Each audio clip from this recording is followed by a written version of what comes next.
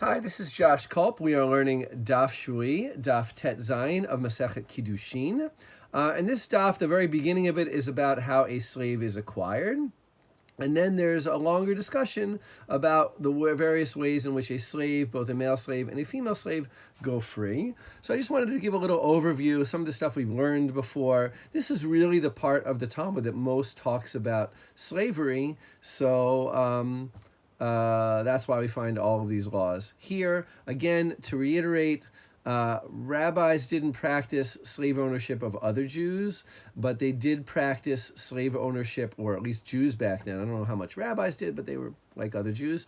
They did practice slave ownership of non-Jewish slaves, and we're going to come to those sugiot later. These sugiot, these passages, refer only to Jewish slaves, so you're not going to see any real stories here because rabbis didn't practice this in their time. But the laws are there in the Torah, and as often happens, rabbis expound on things that are in the Torah, both because that's just what rabbis do, is that they explain the Torah, and there may be some value clarification in their own lives.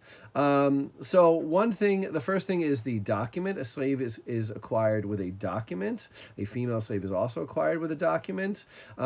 This is compared with Kiddushin, where a husband acquires a wife through a document. The problem is, generally speaking, it's when the husband acquires the wife, it's the purchaser who's writing the document. But generally speaking, a seller writes a document and gives it over to the purchaser. So there's something a little bit strange about the document, both in Kiddushin, betrothal, and for a slave. And the question is, who writes the document for a slave woman? Does the father write it? The father is the seller. That would be the normal way. Does the master write it?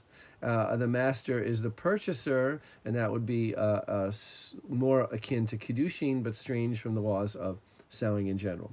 Other ways in which a slave goes free, the Gemara goes through their sources. After 6 years, that's shanim, years. At the Yovel, that's the Jubilee. Even if it falls before the 6 years, and even for a slave who had his ear bored because he wants to stay with his master, Jubilee always sets slaves free. And a slave finally can buy his own redemption. Female slave has another way of going free, and that's by hitting puberty. Again, the rabbis imagine that there is no such thing as an adult female slave, although Deuteronomy does seem to refer to such an institution. Again, Jewish adult female slaves. And the final part of the sugya is a long discussion. Reish Lakish tries to add in there the death of the father, that if a female slave is bought by a master and then her father dies, remember she's prepubescent, and then her father dies, she goes free. Reish Lakish seems to envision a system where, although she's been sold to a master, she still retains her ties to her father because she really hasn't gone out of her father's home yet, nor has she really been married. She hasn't had yud, which is designation for marriage, which we will talk about as the Masechet continues.